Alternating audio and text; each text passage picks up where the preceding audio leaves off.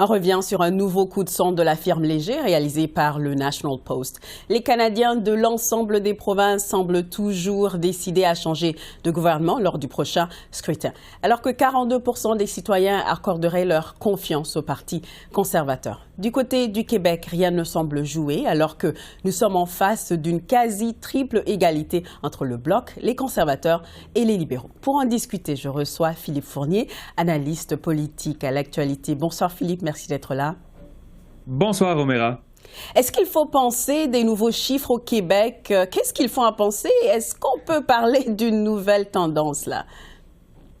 C'est une bonne question, Oméra, et je suis toujours la personne qui va souligner à mes lecteurs qu'il faut attendre plusieurs coups de sonde avant de déclarer qu'il y a une nouvelle tendance. Certes, les chiffres de Léger qui ont été publiés hier dans le National Post, 29% pour le Bloc québécois au Québec, 29% les conservateurs et 26% pour les libéraux, ça semble être radicalement différent.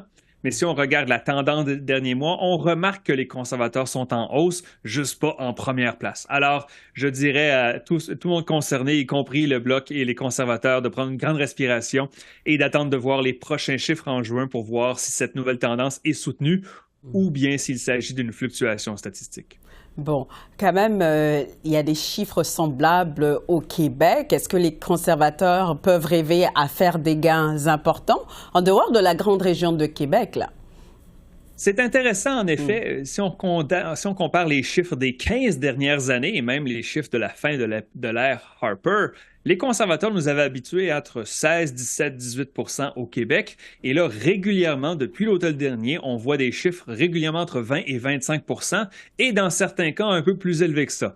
Et donc, est-ce que 29% pour les conservateurs au Québec, selon Léger, c'est un peu trop élevé? Peut-être, mais avec de tels chiffres, il y aurait des gains. On regarde du côté de Trois-Rivières, on regarde du côté de Beauport, peut-être dans le bas du fleuve, dans les cantons de l'Est. Et donc, il y a plusieurs régions où les conservateurs pourraient faire des gains.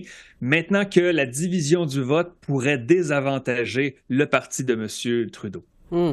Parlons du Bloc. Est-ce que les troupes dit François Blanchet vont maintenant devoir être en mode défensif face aux conservateurs, justement avec les chiffres que vous venez de mentionner? Je ne sais pas si M. Blanchet connaît la définition de jouer défensif. Je crois que sa stratégie est souvent de jouer à l'attaque. Les chiffres du Bloc, si on regarde la moyenne pondérée des sondages, le Bloc est environ aux mêmes eaux que lors de l'élection de 2021. Donc, on parle de 34-35% à l'échelle de la province et bien sûr en première place chez les francophones.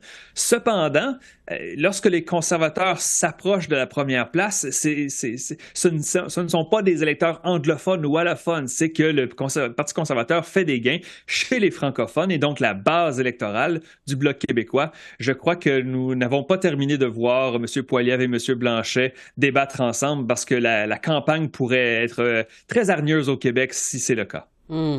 Du côté du PLC, la marque libérale ne semble plus inspirer autant de Québécois qu'auparavant, visiblement avec les chiffres.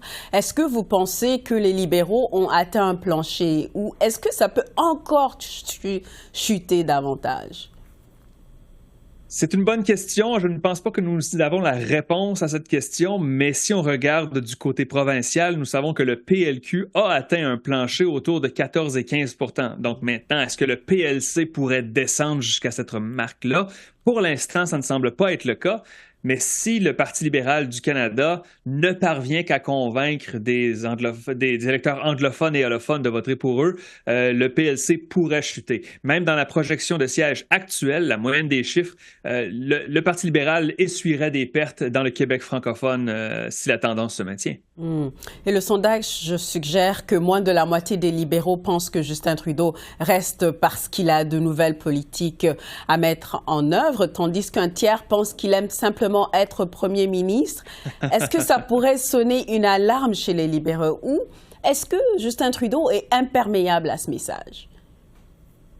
C'est une bonne question. Est-ce qu'il est imperméable? Peut-être, mais je crois aussi que le calendrier électoral commence à être limité. Je pense que la dernière chance vraiment pour le Parti libéral du Canada de se choisir un nouveau chef, s'il le désire, serait après l'élection partielle de Toronto-Saint-Paul, qui a lieu le 24 juin, donc à la fin du mois de juin.